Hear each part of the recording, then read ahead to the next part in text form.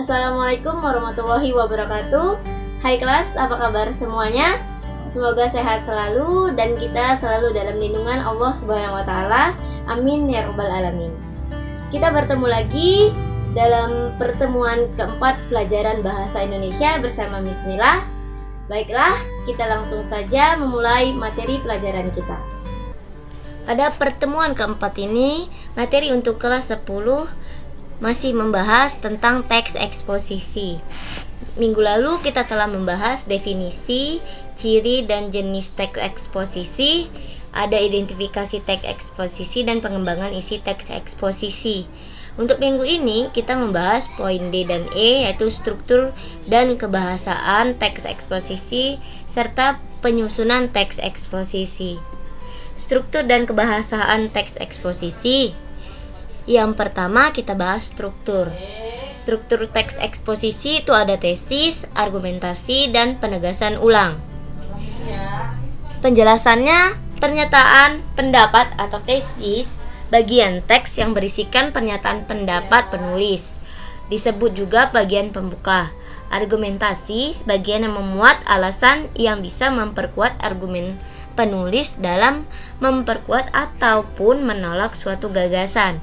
Jadi bagian argumentasi ini adalah bagian penting dalam teks eksposisi, yaitu agar pembaca yakin dengan pendapat yang diungkapkan oleh penulis. Bagian penegasan ulang pendapat atau reiteration, bagian yang berisi penegasan ulang pendapat penulis. Kebahasaan teks eksposisi itu pertama ada adjektiva atau kata sifat. Contohnya ada besar, ada pendek, ada panjang, dan sebagainya. Kedua ada afiksasi, yaitu proses pengimbuhan.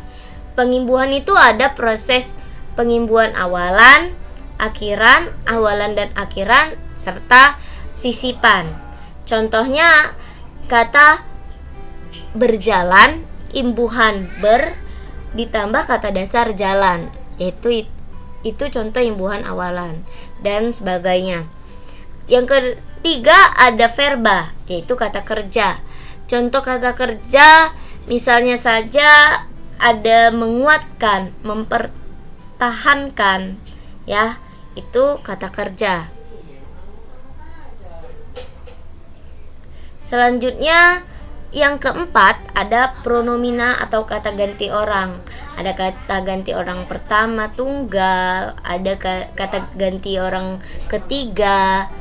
Ya, itu contohnya bisa saya, dia, mereka, ia, dan sebagainya. Yang kelima ada konjungsi. Konjungsi itu kata hubung. Kata hubung misalnya ada kemudian, setelahnya, dan sebagainya. Terakhir, kebahasaan dalam teks eksposisi itu banyak mengandung istilah. Jadi bisa jadi yang dibahas dari teks eksposisi tersebut tentang hukum. Misalnya ada kasus korupsi. Istilah korupsi itu termasuklah dalam kelompok kata istilah, yaitu penggelapan uang atau mengambil uang yang bukan haknya, itu termasuk korupsi.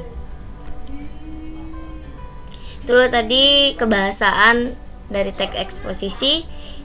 Yang bagian E, penyusunan teks eksposisi.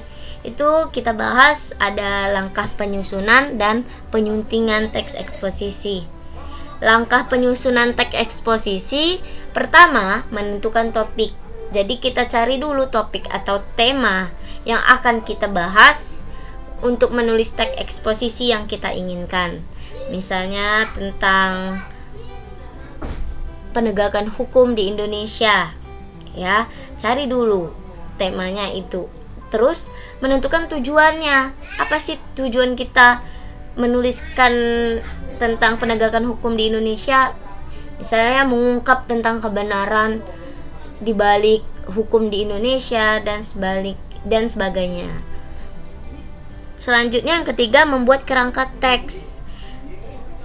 Kerangka teks itu kita buat dulu poin-poin ide pokoknya, dari mulai struktur bagian tesisnya, setelah itu bagian argumennya dan penegasan ulang. Buat dulu per paragraf bagian itu poin-poin penting atau ide-ide pokok yang kalian inginkan.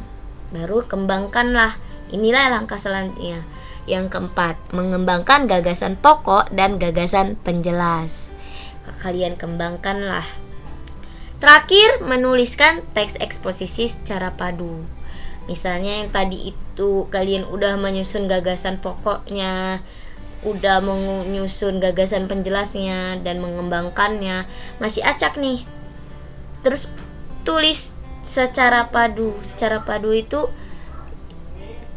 dia saling terhubung, paragraf demi paragraf, seperti itu ya. Oke, selanjutnya penyuntingan. Penyuntingan adalah kegiatan proses, cara, perbuatan menyunting. Kegiatan menyunting dapat dilakukan dengan membaca, mencermati, menambah, atau mengurangi isi teks. Kegiatan menyunting juga dapat dilakukan dengan memperbaiki kesalahan kebahasaan dan unsur-unsur yang kurang tepat dalam teks. Itu ya, proses penyuntingan. Saya sebutkan contoh teks eksposisi sesuai strukturnya. Judulnya pertama, realita hukum di Indonesia.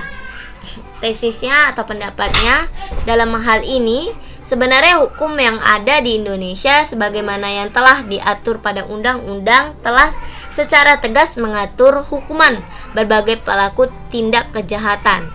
Namun, realitanya seringkali terjadi ketidakadilan hukum yang merugikan banyak orang.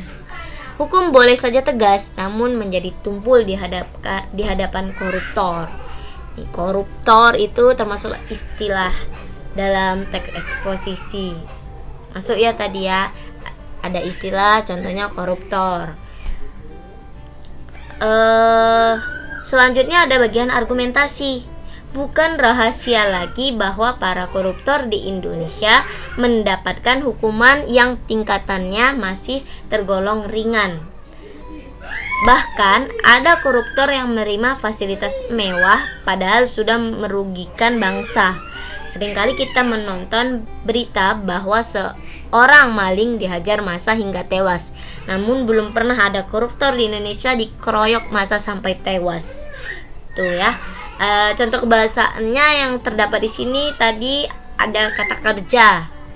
Kata kerjanya apa? Ada kata kerjanya di sini menonton. Itu termasuk kata kerja. Termasuklah juga di situ ada afiksasi, proses afiksasi apa? Proses imbuhan ditambah tonton. Ya. Karena dia kata SP jadi T-nya melebur jadi menonton. Itu afiksasi, contoh afiksasi. Dan pasti kalau kita telusuri lagi ada kebahasaan dalam yang ada di teks eksposisi ini, pasti ada semua itu biasanya. Bagian terakhir, penegasan ulang. Hukum di Indonesia itu bisa dikatakan hanya tegas di hadapan rakyat kecil. Sebut saja kasus yang pernah menimpa nenek Asyani. Kasus hanya karena diduga mencuri kayu. Beliau terancam hukuman selama 5 tahun penjara. Sungguh tidak adil memang jika dibandingkan dengan hukuman yang akan diterima koruptor. Itu tadi salah satu contoh teks eksposisi yang saya ambil dari internet atau Google. Terima kasih.